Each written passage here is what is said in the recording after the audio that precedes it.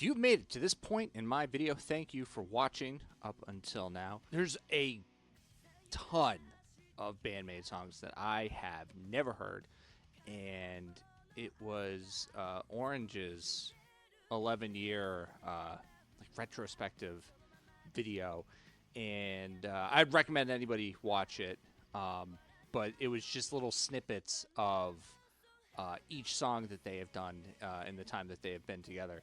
And I jotted down like probably 14 or 15 different songs. I'm like, ooh, I like that. I want to go learn that. And this just happened to be the first one that I decided to sit down and learn, mainly because it was not the usual brain-busting bass sequencing that I have grown accustomed to Misa playing song to song. I think I did okay with it.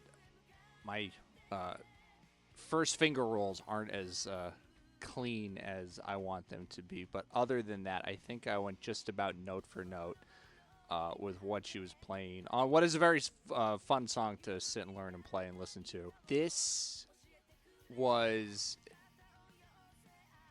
an example, I think, of why I've really like fallen into this music and really like latched onto it.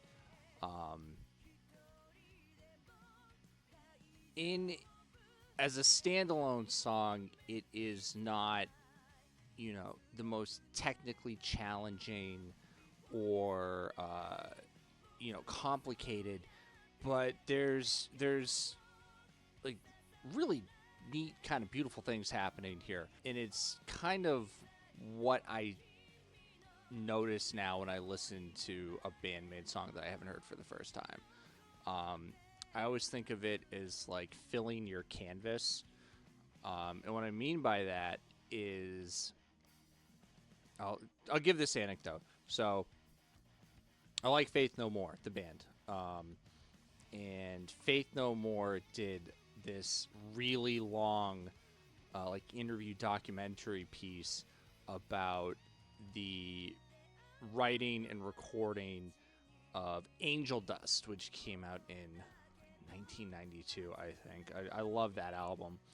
And I remember Billy Gould, their bass player, talking about having these demos, where they would sit down and work out like the drums and the bass and maybe the keyboard, and he would drive around and just listen to the foundation, what I would think of as your canvas, and you just listen to it over and over and over again. And he said something to the effect of like, even if it was just something really simple and repetitive, just kind of, chugging along on an E or a D or whatever he was playing, that as you continue to listen to it more, you hear the things that are almost like supposed to be there.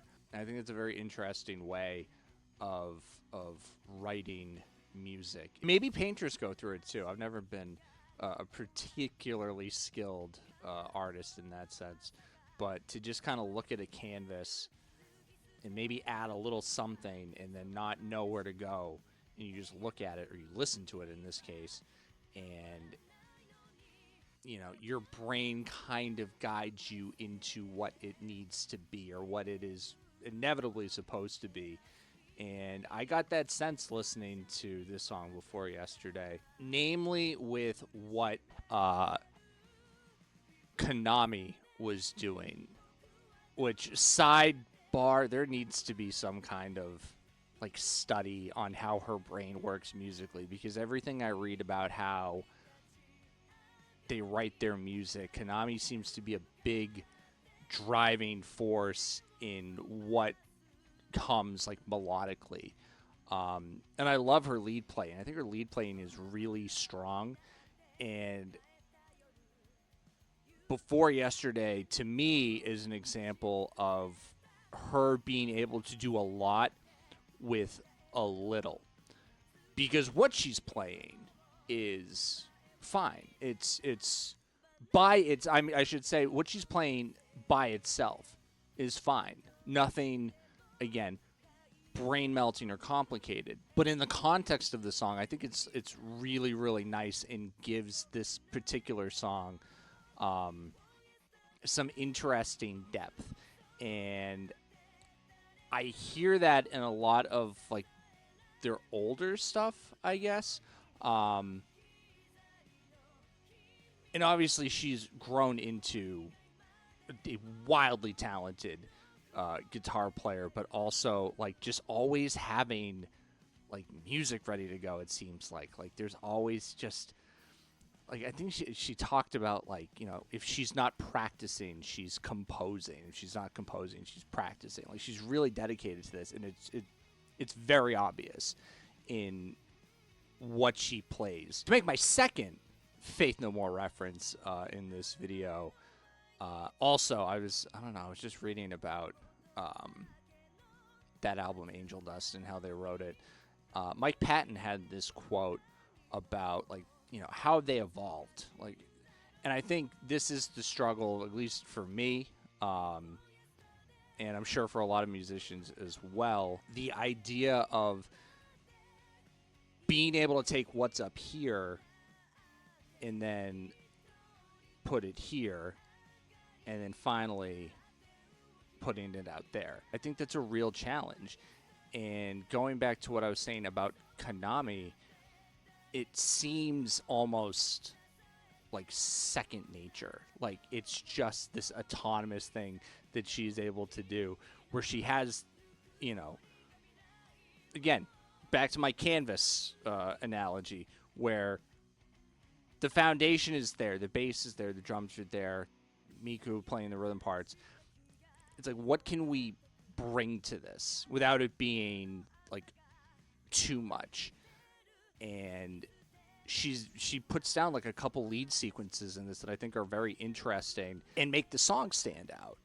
And that's kind of what she does on a lot of these pieces that I hear from BAND-MAID. Back to that Mike Patton quote and how they evolved. Like, I think that is the evolution of any like great musician, is being able to take the music that resides in your head day to day, and then being able to transpose that into something that people like will listen to and enjoy.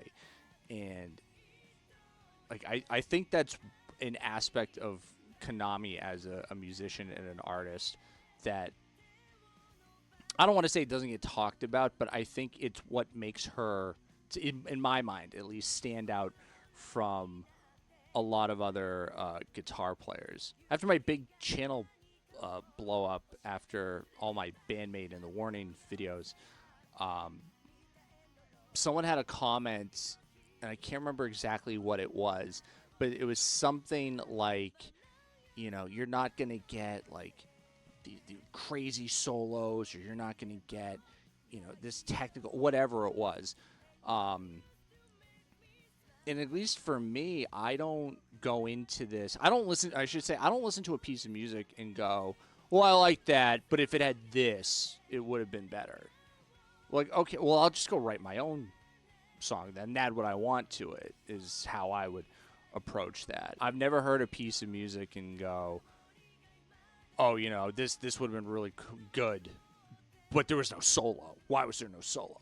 I think it's more important in music, song to song, that your music has to go somewhere. I think it's like a journey almost, in 3 or 4 minute intervals, however long the piece is. But I think that's more important than just hitting, you know, intro, verse 1, chorus A, bridge, break, whatever. If it's meant to be there, it'll eventually find its way in there. And if it's not, then it probably wouldn't have made any sense in the first place. I got a lot of those thoughts and feelings listening to this song before yesterday, because, again, pretty straightforward lead playing from Konami, but it's how it fits together. I love John Frusciante, and John Frusciante can play some crazy shredding stuff, but he also can just do like these big, expansive, wide open, you know, sounds that technically aren't going to overwhelm a guitar player at any level, but it's how it fits of what this song is supposed to be. Again, go check out Orange's video that just gives you little snippets of every song that they ever did, because there's a lot of stuff there that I have not heard. So this was kind of cool, and doing a bit of a reaction, but not in real time. I just wanted to learn it and play it, so I did. There was a comment, the top comment actually on the music video was basically saying that in an interview, Misa was talking about giving serious consideration to leaving the band back right when this video was shot. And it was done in Seattle at, I think it was SakuraCon. Not well versed in conventions, but how the long and the short of the story was she was going to leave. Her manager was like, just give it a chance. Go out on stage and just look out there and react then and make your opinions then. Misa went out there and saw this big audience and, really started enjoying being a member of this band more than before she had walked out there. There is some truth to the idea that Misa was not thrilled, no pun intended, about what was going on with the band, but it wasn't, I guess the timeline doesn't add up. This is from The Day Before World Domination, Mook. What is that? It's a publication which is physically similar to a magazine, but is intended to remain on bookstore shelves for longer periods than traditional magazines. Popular in Japan, probably why I never heard that term. So that came from the Mook book. Mook book. Were there any songs or moments that were turning points for you as a bassist? There was one time when I thought I wanted to quit BAND-MAID. It was before the first or second one-man BAND-MAID only concert, not as part of a bigger event or joint event with any other bands or activities. I felt there was this slight gap between the music that I really liked and the music that BAND-MAID was playing at that point in time. My own private time, I only listened to music that I personally liked. And so during that period, my feelings of, even though I actually want to play this type of music instead, turned into strong desire. I was quite troubled about this and discussed it with our manager at the time. I was told, quote, "For now, why don't you just go take a good look at the view from the stage at the next one-man performance and decide after that." So when it was time and I went up on stage to perform, the view before me was truly amazing. The expressions of the masters and princesses and the response and the reaction to our music moved me deeply. I enjoyed that service.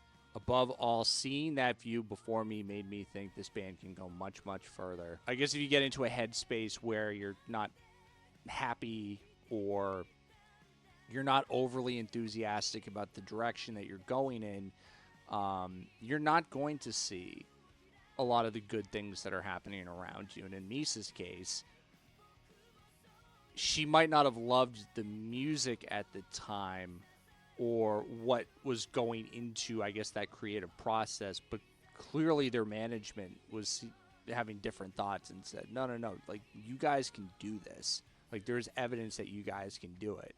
And don't take my word for it. Just go look at your audience. Go look at the people that are here to just see you guys. Very powerful moment that I did not know about in the early parts of when they came together. And I'm glad it worked out because they're all five so musically just very talented. And they have different things that they all seem to do very well, and just how it all fits together. It's really special. I've said that I think they're a special band, and I believe that for a litany of reasons. But I think what they started out as, and I think my personal early knowledge of the band really starts in like 2017 with that Just Bring It album, which I really do like. But I haven't checked out much of the early catalog. Really, it's just what you guys have seen on my channel. There's still a lot of untouched territory for me personally in BAND-MAID's catalog.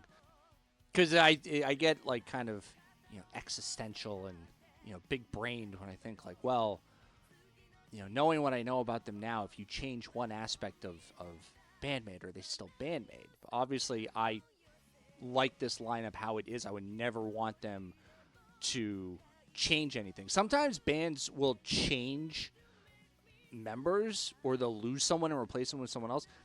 Things are fine. Things work out. Again, Faith No More and the Red Hot Chili Peppers, two bands I have referenced in this video, and both had significant changes to their groups. It all ended up working out very well for them. And then there are times where, you lose a member of your group and just things are never the same. And, maybe the music's good, but it doesn't resonate with your fans, or maybe the fans like it, but the band's not into it. There's so many like different variables that are either going to make or break what you are trying to do musically. If you take one aspect away, is it still the same group in this instance with BAND-MAID? I don't know. I don't know if it could be. I really don't know. And thankfully, at least back then, we never had to learn if that would be the case. If Misa decided, hey, I'm going to go do something I want to do, and was not a part of this group. Because I don't think it is just one thing that makes them who they are in the kind of music that they play. Would it still catch on? Would it still have caught on in the way that it did? I don't know. Thankfully, it doesn't seem like that's going to be the case. They all seem to really adore each other and work really, really well with each other and others. They work well with other bands. Has there been a band in the history of music that is so like low ego that they could go and work with a totally different group and have fun with it and collaborate, and then also continue to put out just great song after great song? I don't know. There were some other aspects of that interview too that I really enjoyed as well, from the Mook book. It's a lot. There's a lot of fun stuff here. Again, this is their Spice interview from 2022. The interviewer asks about, like, lyrically what went into this song, Hate. I watch a ton of The Simpsons. The characters use a lot of foul language. There's scenes where the son Bart gets into a fight with his dad Homer and repeatedly says, I hate you, I hate you, I hate you. It's so much fun to say. We're going to file that away under BAND-MAID trivia I didn't know and didn't know that I needed to know, and I'm glad that I know now. That's a long, wordy title. We'll workshop it. Watching how she commands a room is really impressive. And I've talked at length about her stage presence, and like I don't really think you can teach that stuff. So there is sort of this like majesty. I don't know the word I want to use, but it's something to that effect. It's almost like this like larger than life aspect of her onstage persona. And then the flip side of it is that's the same person who, like me, is sitting and laughing at like all the goofy jokes done on The Simpsons. バレエ誰好きなのマジ何をおっしゃる文化的なことなら何だって好きだよ僕はバレエいいぞおおイエーイイエーイ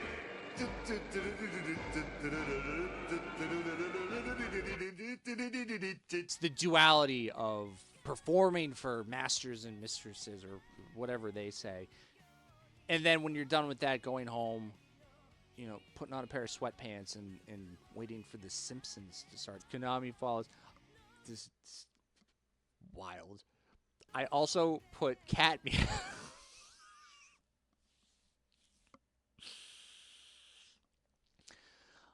I also put cat meows in Unleash, but they were taken out. Miku, in parentheses, says coldly, those don't go there, Po. No place for cats. But yeah, the demo version sounded like a cat song with all the meowing. And Konami says, well, everyone in BAND-MAID likes cats, so I thought that everyone would like it if I put some meowing in there. You know, that even the biggest and brightest musical geniuses out there do need some checks and balances. Because I agree. I don't think cat noises would have made a lot of sense for Unleash. I don't know. Then again, I could be wrong. How many times could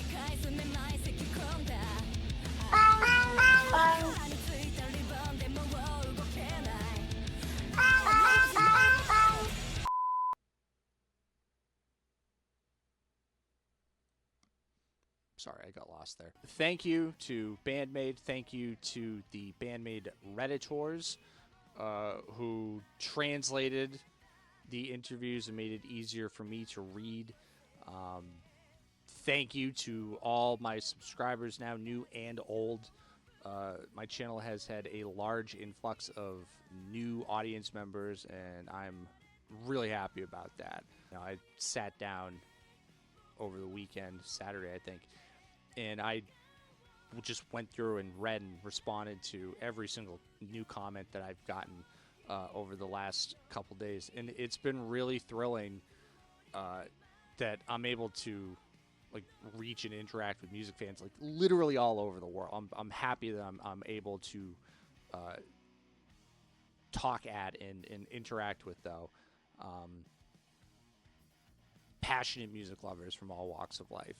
It's been a fun week. If you want to follow along with me on my socials, you can get that. I'm on Twitter and I'm on Instagram.